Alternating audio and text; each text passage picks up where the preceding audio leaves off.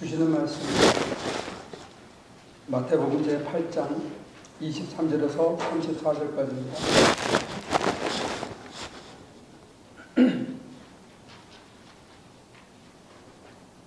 예수께서 배에 오르시니 제자들이 그를 따라갔다. 그런데 바다에 큰 풍랑이 일어나서 배가 물결에 막 뒤덮일 위험에 빠지게 되었다. 그런데 예수께서는 주무시고 계셨다. 제자들이 다가가서 예수를 깨우고서 말하였다. 주님, 살려주십시오. 우리가 죽게 되었습니다.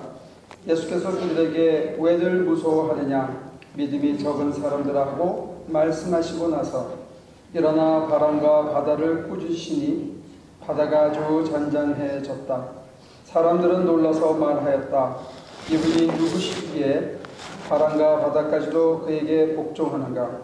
예수께서 건너편 가다라 사람들의 지역에 가셨을 때 귀신 들린 사람 둘이 무덤 사이에서 나오다가 예수와 마주쳤다. 그들은 너무나 사나워서 아무도 그 길을 지나다닐 수 없었다. 그런데 그들이 외쳐 말하였다. 하나님의 아들이여, 당신이 우리와 무슨 상관이 있습니까? 때가 되기도 전에 우리를 괴롭히려고 여기에 오셨습니까? 마침 거기에서 멀리 떨어진 곳에 노아 기르는 큰 돼지떼가 있었다. 귀신들이 예수께 간청하였다. 우리를 쫓아내시려거든 우리를 저 돼지들 속으로 들어보내 주십시오. 예수께서 가라 하고 명령하시니 귀신들이 나와서 돼지들 속으로 들어갔다. 그 돼지떼가 모두 바다 쪽으로 비탈을 내리달아서 물속에 빠져 죽었다. 돼지를 치던 사람들이 도망가서 읍내에 들어가 이 모든 일과 귀신 들린 사람들에게 일어난 일을 알렸다. 온 읍내 사람들이 예수를 만나러 나왔다. 그들은 예수를 보고 자기네 지역을 떠나달라고 간청하였다. 새벽에 일어나 소파에 눈을 감고 앉아있는데 메시지가 하나 왔어요. 일찍. 그래서 읽어보니까 내일 아침에 맞선을 보고 그 자리에서 이제 청원을 갈 생각인데 갈 차 가스를 넣을 돈도 없고 그 아가씨에게 밥을 사줄 돈도 없다. 지금까지 학교에서 등록금을 한번 제대로 낸 적이 없어서 맨날 교무실에 불려가고 자기 동생은 학교를 마침내 그만두고 이 가난이 너무 실증나고 싫다. 그래서 정말로 이렇게 계속되는 거면 자기는 사역도 결혼도 다 때려쳤으면 좋겠다. 그런 하소연이 어린 글을 저한테 보냈습니다. 눈을 감고 한참 생각하다가 제가 답장을 보냈는데 수십 년을 준비해온 사역도 이제 가난이 너무 길어지니까 그만둬야 되겠다 하는 유혹을 받는데 오늘 예수님께서 귀신 들린 사람 둘을 고쳐줬을 때 돼지떼가 모두 물로 빠져 죽었다는 거예요. 사람들이 나와서 우리 동네에서 떠나가라. 제발 떠나가달라. 그래서 사람이 둘이 멀쩡해진 거는 안 보이고 자기들의 그 재산이 다 날아간 거. 근데 이제 유대인이 아니라 거라사 지방 사람이고 이방인이고 이방인이니까 돼지떼를 치고 이렇게 해가지고 약간 빗돌려 가면서 하나님의 아들을 만나고도 하나님의 아들을 제대로 알아보지 못하고 보냈다. 왜? 돈이 날아가니까, 재물을 잃어버리니까 하나님의 아들이고 뭐고 다 쳐버렸다. 이제 이런 암시가 있으면서 대칭적으로 누가 진짜 더러운 인간이냐 했을 때 이방인, 돼지 푸는 자, 예수님을 몰아낸 자 이렇게 끌고 갑니다. 8장 1절에서 보면 나병 걸린 자가 나오는데 코가 뚝뚝 떨어지고 손가락이 문드러지는데 그 사람은 깨끗한 사람. 사람이 살아났는데도 불구하고 물질이 사라지자 하나님을 잃어버리는, 하나님을 등지는 이런 사람이 더러운 자다. 이게 대칭으로 돼 있어요. 2010년에 한국에서 통계 영감을 발간했는데 개신교인들이 260만이 10년 사이에 줄었답니다. 850만, 860만 정도 2010년 기준으로. 지금은 최악으로 보는 사람은 한 600만까지도 됩니다. 그 원인이 뭐냐 하고 종교사회학자들이 분석한 거는 IMF와 리만 브라더스인가요? 은행 모르게지 그 파생 상품 이후로 받은 충격 때문에 교회가 예수 믿으면 잘 먹고 잘 입고 잘 산다고 약속을 했는데 그 충격 속에서 약속이 하나도 안 지켜졌다는 거예요. 그래서 계속 돈은 내라고 하고 교회다가, 그리고 그 헌금 받아서 뭐 하나 봤더니 어렵고 힘든 사람 돕는 게 아니고 그걸로 교회 짓고 고치고 더 번쩍하게 하는 데 쓰니까 사람들이 예수 믿어도 물질이 축복받는 게 아니라면 내가 뭐하러 굳이 교회 다니겠냐. 게다가 천주교로 이렇게 개종하면 똑같은 하나님, 똑같은 예수님 믿는데 거기는 헌금 내라는 강요가 전혀 없다는 거죠. 그래서 아마 그 10년 사이에 우리가 260만을 잃었는데 10년 사이에 캐톨릭은 300만이 늘었다고 해요. 그러니까 거의 대부분의 개신교인들이 천주교로 돌아간 것이 아닌가 그렇게 분석합니다. 근데 그 이유가 뭐냐면 예수 믿으면 잘 먹고 잘 입고 잘 산다, 물질의 축복, 건강의 축복 받는다 그랬는데 그게 안 지켜졌다는 거예요. 그런데 문제는 뭐냐면 아직도 그 환상이, 그 패러다임이 한국 교인들을 끌고 있다.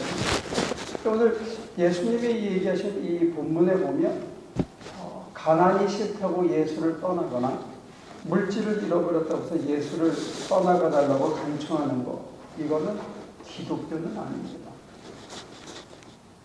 예수 잘 믿는 게 잘 먹고 잘 입고 잘 살라고 믿는 건 아니라는 거예요.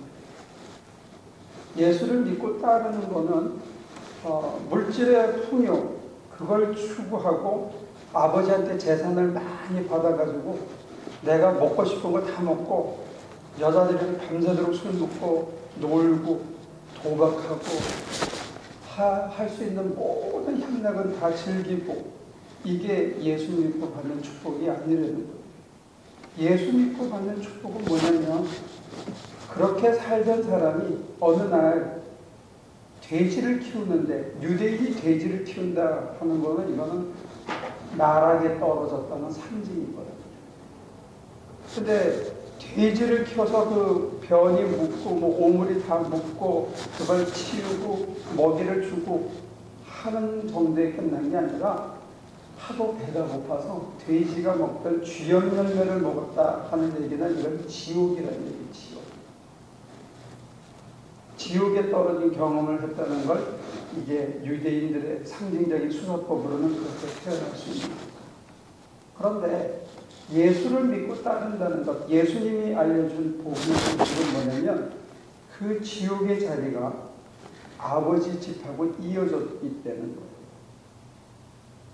자기가 살아있는 아버지한테 상속을 요구해가지고 그 돈을 가지고 하고 싶은 짓을 다 해봤는데, 자기가 하고 싶은 짓을 다 해봤는데 끝이 지옥이더라. 이게 인간에 대한 고발이고, 그 고발에 끝나는 게 기독교가 아니고 그 고발의 끝이 그때 내 아버지 집에는 깨달음을 주고 아버지 집으로 돌아왔을 때 아버지가 내치지 않았다, 받아줬다, 다시 아들로 삼았다. 이게 기쁜 소식이거든요.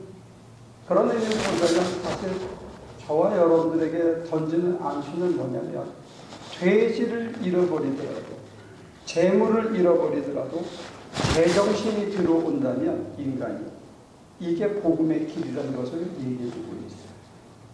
사람이 재물을 잃어버리고 인간의 본성을 되찾는다면 내 안에 하나님이 충만히 계시는 것, 이게 나구나.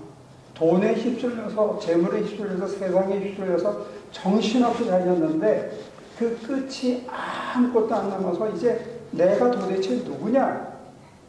찾아보니까 내 안에 예수가 있었다. 내가 그걸 몰랐다. 이걸 깨닫는 거. 이게 기독교 믿는 이유죠. 오늘 그 앞에 본문에 보면 풍랑을 만났어요. 풍랑을 만나서 다 죽는다는 거예요.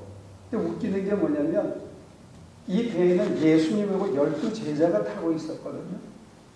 이게 갈릴리 바다예요. 거라사로 지나가는 갈릴리 바다인데 그 배에는 예수님이 목수였다면 12제자 중에 4명은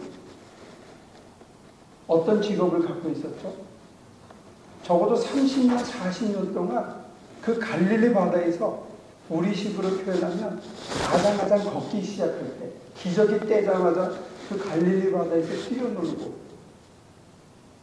그리고 그 바다에서 헤엄치고, 그 배에서 타고 나가서 고기 잡던 어부가 4명이나 있었어요. 그렇잖아요? 그러면 그 갈릴리 바다를 예수님이 더 잘 알겠어요? 이 사람들이 더 잘 알겠어요? 풍랑은 한 번은 겪어봤겠네요. 근데 이 4명도 덩달아서 죽는다 그러는 거예요.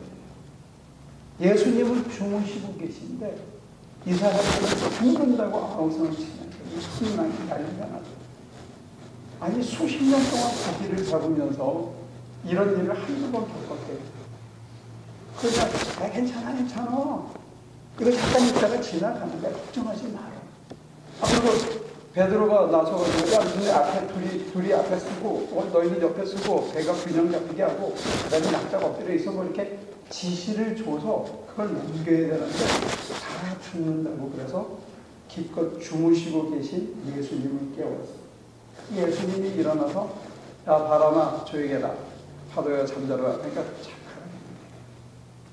예수님이 하신 얘기가 뭐냐면 믿음이 적은 거예요. 그 앞에 문둥병자를 고치고 백부장의 종의 중풍병을 고치고 베드로의 장모의 열병을 고치고 해저 불고 나서 찾아온 수많은 사람들을 일일이 고치는 걸 다 봤는데 자기들에게 풍랑이 치고 자기들에게 죽음이 오니까 죽는다고 아우성을 치면서 살려달라고 발버둥을 치는 제자들에게 예수님께서 이 믿음이 없는 자들, 그러니까 예수 믿고 따라다니는 경력이나 타이틀이나 직분이 없는 거예요. 언제? 죽게 되었다고 생각해요.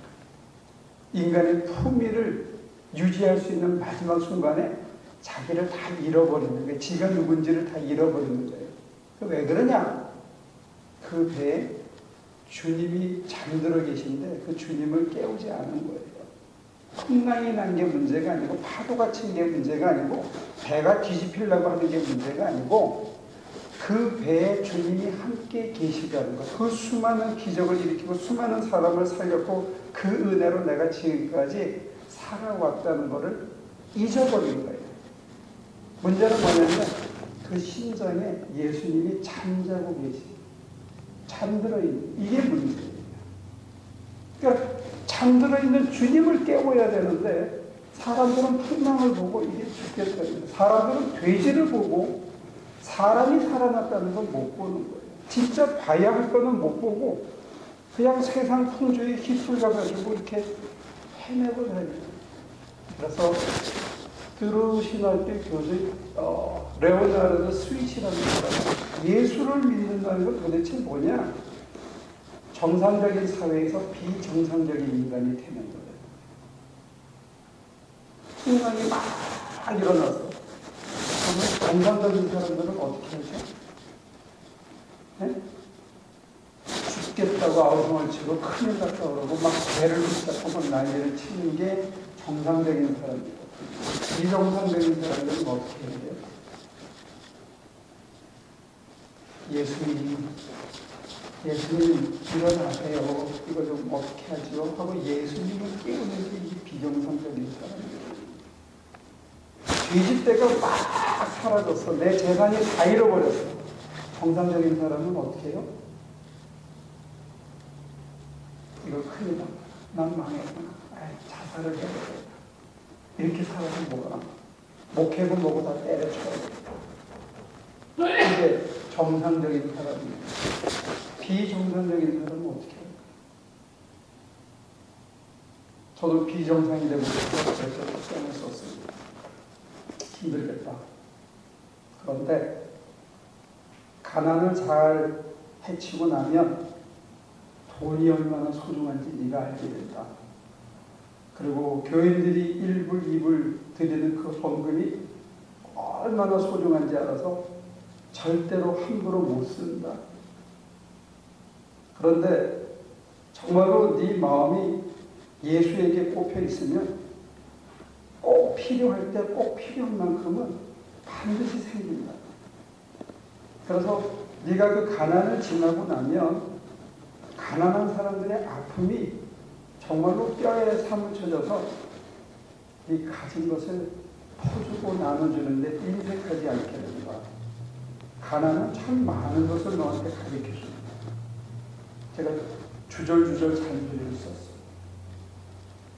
그래서 가난의 통로를 지나고 나면 스스로 무소유하게 되는데 그 무소유는 돼지떼를 다 잃어버리고 아무것도 안 갖는 무소유가 중요한 게 아니라 네가 앞서서 죽게 됐습니다. 큰일 났습니다. 이게 어떡합니까? 살려주십시오. 이런 온갖 잡생각으로부터 자유해지는 그런 무소유를 실천할 수 있는 그런 우리한테 해야 되는 건 뭐냐. 문둥병자처럼 당신이 원하시면 백부장처럼 그저 말씀만 하십시오. 제가 순명하겠습니다. 그것도 안 되면 베드로의 장모처럼 그냥 널브러져서 아무것도 못하고 신음만 하고 있든지. 그런데 오늘 이 하이라이트는 살려달라고 막 아우성을 치고 죽게 됐다고 막 그래가지고 예수님이 지시시 깨가지고 그렇게 믿음이 없어. 그 다음에 파도를 조용히 풍랑을 조용히 하고 났더니 이 본문에 뭐라고 되어 있냐면 제자들이 도대체 이 사람이 누구인데 바다와 파도도 복종하는가 하고 놀랐다. 이렇게 놀랐다. 안 믿을래. 안 믿을래. 그 수많은 사건을 보고도 제자들이라는 타이틀이 12명이라는 특별한 사도라는 타이틀이 붙은 사람들이 안 믿은 거예요. 이게 오늘 기독교의 현실이에요. 이걸 성경은 정직하게 고발해주고 있어요. 저와 여러분들이 제정신이 들려면 사실은 재물을 한번 홀랑 잃어버리는 경험도 필요해요. 그래야 세상 풍조에 세상의 정상이나 상식이라 그러는데 휩쓸려 따라가지 않고 내가 정말 어떻게 사는 게 정상적인 인간, 하나님 보시기에 정상적인 인간, 남들이 보면 미쳤지만 하나님 보시기에 정상적인 인간의 길이 뭐냐? 그렇게 살아갈 때 내 안에 생명이 있더라고요. 생명.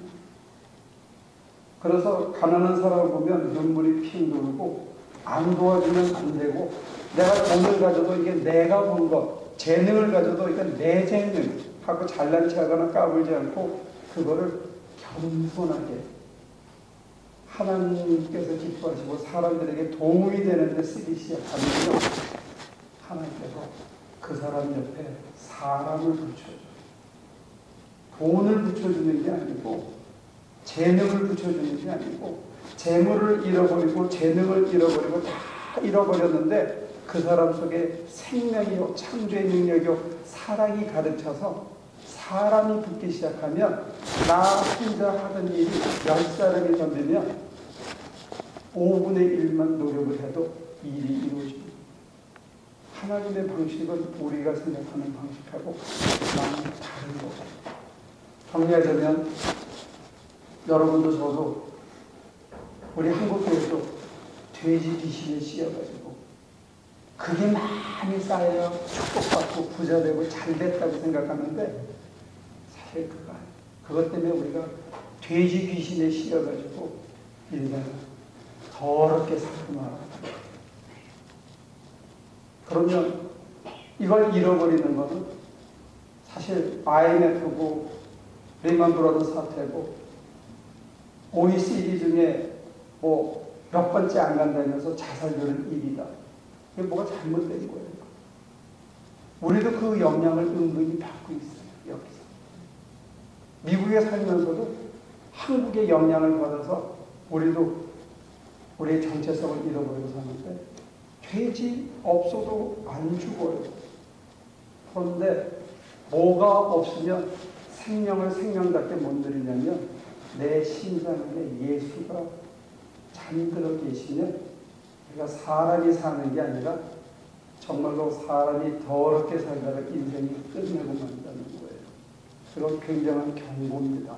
오늘 주님께서는 예수 믿는 길이 뭐냐 했을 때 돼지 쌓고 재물 쌓고 명예 얻고 권력으로 근데 그 후에 끝이 아무도 안 낳는 이런 비참한 일을 겪지 말라는 경고가 담겨 있는 것 같아요. 여러분도 저도 이런 말은 참 전하기 어렵지만 불과 10년, 20년 사이에 한국교회의 통계 영감이 우리가 어디를 향해서 내리달렸든가 하는 것을 객관적으로 보여주고 있습니다. 여러분들 아까 제가 소개해드린 그 목사님도 기도해 주시면 좋겠어요. 그리고 여러분들 자신을 위해서도 기도하시면 좋을 것 같아요. 목사님도 시작했습니다.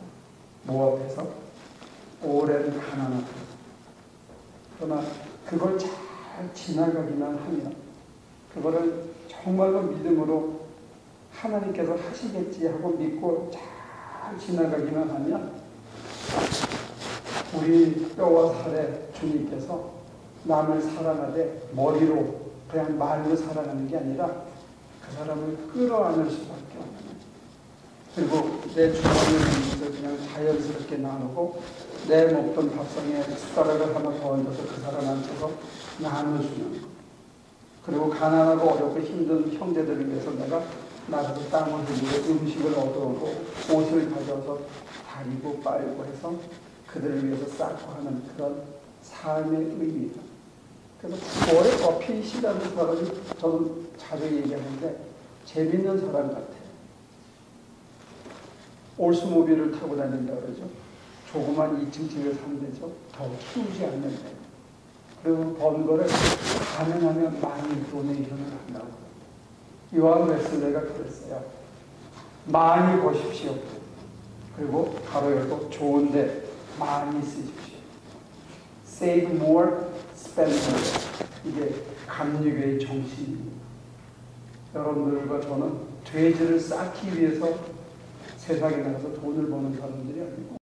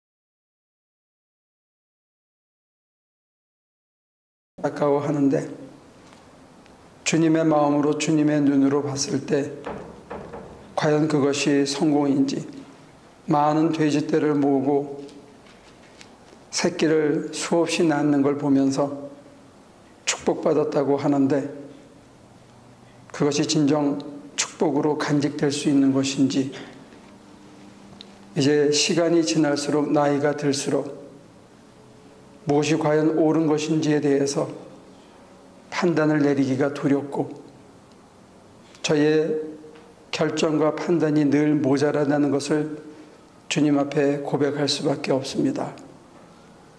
가지지 못해서 안타까워하고 잃어버렸다고 슬프다고 하고 병들어서 괴로워하는데 정말 그 지옥의 끝 같은 그 문 끝에 우리를 안타까이 바라보시며 눈물 흘리시는 주님이 있다는 것, 우리가 다시 만질 수 있고 다시 주님 품에 안길 수만 있다면 전에도 살리신 주님께서 오늘도 또한 살려주실 줄로 믿습니다. 주께서 이끌어 가시는 길이 때로 협착하고 가시밭길 같아서 우리는 어린 양처럼 푸른 풀밭으로 쉴만한 물가로 달려가고 싶어 하는데 그 끝이 낭떠러지라는 것 저희들은 보지 못할 때가 너무 많음을 고백합니다. 주님, 이 시간 엎드려 자복하게 하시고 우리의 가슴 속에 잠들어 계신 주님을 깨울 수 있도록 도와주옵소서. 인생의 풍랑에 우리의 눈과 마음이 팔리지 않고 그 속에서 주님을 다시 만나고 주님이 꾸짖어 주실 때 우리의 믿음 없음을 고백하고 주님이 주시는 믿음의 은사를 다시 가득 받을 수 있도록 우리를 겸허하게 만들어 주옵소서.